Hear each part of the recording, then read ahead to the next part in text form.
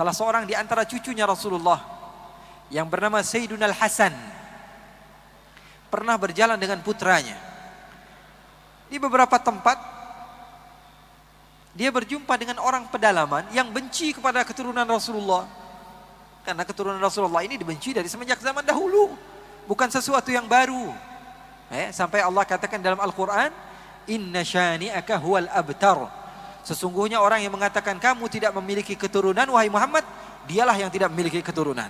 Padahal ada di dalam Al-Quran. Loh, memangnya keturunan Nabi masih ada? Ada saja yang bertanya seperti itu.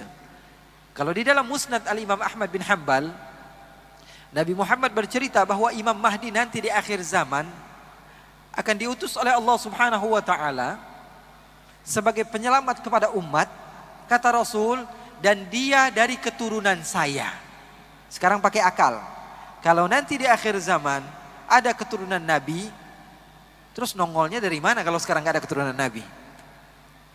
Fahami teks hadis Rasulullah, kemudian gunakan akal kalian. Kalau Nabi Muhammad mengatakan nanti di akhir zaman ada seorang imam yang bernama Imam Mahdi, dia namanya seperti nama saya, nama ayahnya seperti nama ayah saya, dan dia termasuk daripada keturunan saya. Kalau di dalam hadis dikatakan Imam Mahdi keturunan Nabi, munculnya dari mana kalau sekarang nggak ada keturunan Nabi? Apa tiba-tiba muncul begitu lahir? Paham atau tidak? Oleh karena itu dakwah Ahlul Bait keluarga Nabi Muhammad SAW yaitu dakwah yang tidak mudah menyalahkan orang lain. Dakwah dengan salam, dakwah dengan damai. Masuk kemanapun tempat, selagi mereka semua beriman kepada Allah, beriman kepada Rasulullah. Sekarang saya tanya, kalian beriman kepada Al-Quran atau tidak? Beriman kepada sunnah-sunnah Rasulullah atau tidak? Sama berarti, sama seperti yang lain-lainnya. Oleh karena itu sayang sekali kalau kita beriman kepada Al-Quran, beriman kepada sunnah Rasulullah SAW, kemudian kita jauhi sebagian ikhwan kita. Tidak. Kalau kamu mau mendakwah, dakwah itu bahasa Arab artinya da'a yad'u, artinya mengajak, bukan mengejek. Bukan. Dakwah itu mengajak, bukan mengejek. Pendakwah itu mengajak orang lain untuk menuju surganya Allah Subhanahu wa Ta'ala. Sayyidina Hasan suatu saat sedang berjalan-jalan, tiba-tiba ada beberapa orang yang datang dari luar kota Madinah mengejek Sayyidina Hasan. Dia bilang, "Hei kamu ini orang zalim. Hei kamu ini mengaku cucu Nabi tapi kamu tidak berakhlak. Kamu ini adalah orang yang fahish. Kamu ini adalah orang yang begini dan begitu." Diejek. Anaknya udah marah nih. Anaknya sudah kesel. Dia bilang, "Ayah kok diejek gak marah-marah?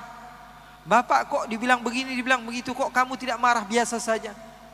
Bahkan wajah kamu tidak berubah sedikit pun." Apa kata Sayyidina Hasan? Beliau mengatakan, "Saya pengen jawab, tapi kakek moyang saya dari semenjak dahulu tidak mengajarkan saya cara untuk berkata-kata kotor, sehingga saya tidak tahu kata-kata kotor. Untuk mengatakan sesuatu yang kotor saya tidak tahu, karena saya tidak diajarkan oleh orang tua saya." Subhanallah. Apakah sudah tidak ada orang yang seperti itu? Ada, cuma mata kita saja dipenuhi dengan suudzon. Banyak. Orang yang dekat dengan Allah itu masih banyak.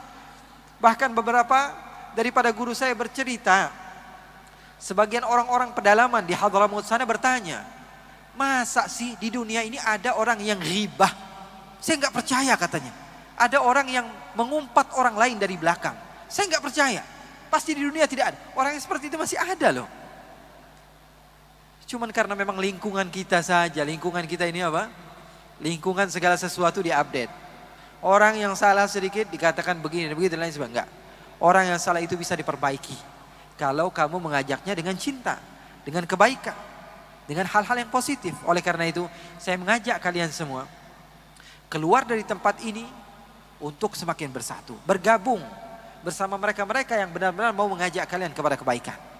InsyaAllah Allah Subhanahu wa Ta'ala kumpulkan kita juga nanti di hari kiamat bersama Nabi besar Muhammad sallallahu alaihi wasallam. Nabi Isa alaihi salatu wasallam, satu kisah yang menarik. Kalian pegang, kalian ajarkan kepada keluarga kalian, jangan kalian lupakan. Nabi Isa alaihi salatu wasallam pernah suatu saat sedang berjalan. Ketika beliau berjalan,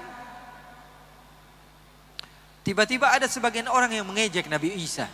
Dikatakan, wahai Isa, kamu ini penjahat. Wahai Isa, kamu ini perusak dunia. Wahai Isa, kamu ini adalah orang yang tidak benar. Nabi Isa tersenyum dan mengatakan apa? Jazakumullahu khaira. Terima kasih banyak, semoga Allah membalas kamu. Dia ejek lagi, kamu pembohong. Wahai Isa, kamu pendusta. Ingat kisah ini, ajarkan kepada keluarga kalian. Bagaimana Nabi Isa ketika diejek, Nabi Isa dikatakan, kamu pembohong, kamu pendusta, kamu adalah pemecah belah umat. Apa kata Nabi Isa? Jazakumullah khaira. Hawariyun, pengikut Nabi Isa, bingung.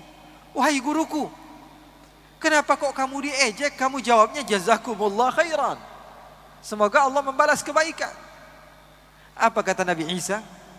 Huwa yukhriju ma induh wa ana ukhriju ma indi. Apa kata Nabi Isa?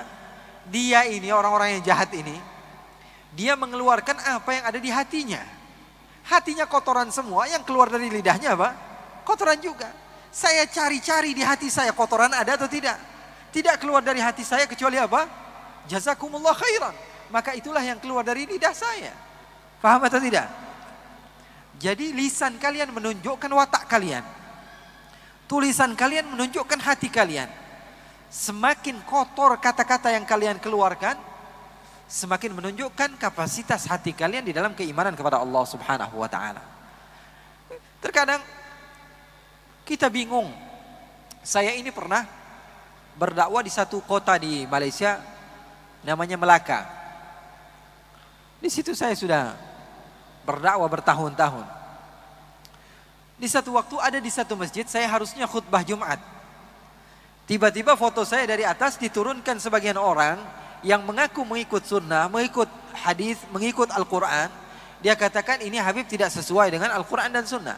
Padahal yang saya dakwakan adalah Al-Quran dan sunnah. Maka saya bersedih. Saya berdakwah di Indonesia di beberapa tempat. Di Kalimantan, di Sumatera, di Sulawesi, bahkan sampai ke Papua.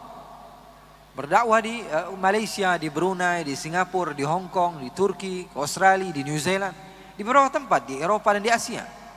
Saya tidak pernah diusir. Tapi baru kali itu di Melaka, di Malaysia, di tempat di mana saya pertama kali membuat organisasi besar. Dan di sana ramai pengikut saya diturunkan foto saya. Maka saya bersedih. Saya mengadu kepada guru saya. Karena seseorang kalau mau sukses harus memiliki guru. Tidak ada orang yang sukses tanpa guru, nggak ada. Langsung ikut Al-Quran, ikut sunnah, nggak ada. Orang yang seperti saya mondok 17 tahun. Saya belajar di pondok pesantren 13 tahun, saya kuliah di luar 4 tahun. Dan sampai sekarang saya masih belajar. Orang seperti saya saja kalau ditanya hukum terkadang masih bingung mau menjawab. Apalagi kita yang memang setiap hari di depan handphone. Mau jawab apa? Semua bisa kita jawab. Maka saya bilang sama guru saya, wahai guru saya ini begini, saya ini begitu. Saya ditolak dakwah saya bersedih, apakah jalan saya ini salah, apakah begini. Tolong berikan jalan keluar. Apa kata beliau? Selama ini dakwah kamu bagaimana? Dia katakan baik-baik saja. Saya katakan baik-baik saja. Baru kali ini saya diusir. Apa kata beliau? Pelajaran buat kalian. Kamu diusir. Dan Nabi Muhammad ketika berdakwah diusir. Maka ada keserupaan antara dakwah kamu dengan dakwah Nabi Muhammad. Maka ini langkah pertama kamu diterima di dalam berdakwah di jalan Allah. Maka kalimat tersebut menjadi penyemangat bagi saya. Rasulullah berdakwah bukan enak-enakan. Rasulullah berdakwah dalam keadaan susah. Kamu diusir, Nabi Muhammad berdakwah diusir. Ini adalah langkah pertama bahwa kamu diterima oleh Allah Subhanahu wa taala di dalam berdakwah di jalan Allah Subhanahu wa taala. Semoga Allah Subhanahu wa taala memberikan kepada kita ilmu-ilmu yang bermanfaat. Kalau ilmu semua ulama atau asatidz yang datang kita ambil semua, mungkin otak kita nggak kesampaian. Betul atau tidak? Ini paling berapa MB nih otak kita ini. Tapi setidaknya sesuatu yang tidak bisa diambil semua, jangan tinggalkan semua. Catat itu. Segala sesuatu yang tidak bisa diambil semua, jangan tinggalkan semua. Semuanya susah. Tapi setidaknya ada beberapa poin yang penting saya dapatkan daripada apa? acara-acara seperti ini yang saya bawa ke rumah, saya amalkan, saya ajarkan kepada keluarga saya di rumah. Insya Allah, Allah memberikan keimanan kepada kita, memberikan mahabbah kepada kita, dan Allah subhanahu wa ta'ala mengumpulkan kita di dunia sebelum di syurganya Allah subhanahu wa ta'ala. Allahumma ja'al jam'ana hadha jam'an marhuma, wa tafarruqana min ba'dihi tafarruqan ma'suma, wa la taj'alillahumma fina wa la minna wa la ma'ana syaqiyan wa la mahruma. Ya Allah, jadikanlah perkumpulan kami ini perkumpulan yang Kau cintai, ya Allah. Tidaklah kami keluar dari tempat ini kecuali dosa kami telah diampuni oleh-Mu, ya Allah. Tidaklah kami keluar dari tempat ini kecuali derajat kami telah Engkau naikkan, ya Allah. Ya Allah, ya Rabbal Alamin. Pada malam hari ini Engkau telah memberikan nikmat kepada kami untuk bisa duduk bersama orang-orang yang dekat dengan-Mu, ya Allah. Jangan haramkan kami untuk senantiasa bisa duduk dengan mereka, ya Allah, di dunia sebelum di akhirat, ya Allah. Ya Allah, berikanlah kepada kami ilmu yang bermanfaat. Ilmu yang bermanfaat adalah ilmu yang kami amalkan setelah kami terima, ya Allah. Jadikanlah kami termasuk orang-orang yang senantiasa mengamalkan sunnah baginda Rasulullah SAW, mencintaimu dengan hakikat pencintaan, ya Allah, sehingga kami mampu menggapai ridha-Mu sebelum syurga-Mu, ya Allah. Wassallallahu bijamalika wa jalalika ala sayyidina Muhammadin walhamdulillahi rabbil alamin. Wassalamualaikum warahmatullahi wabarakatuh.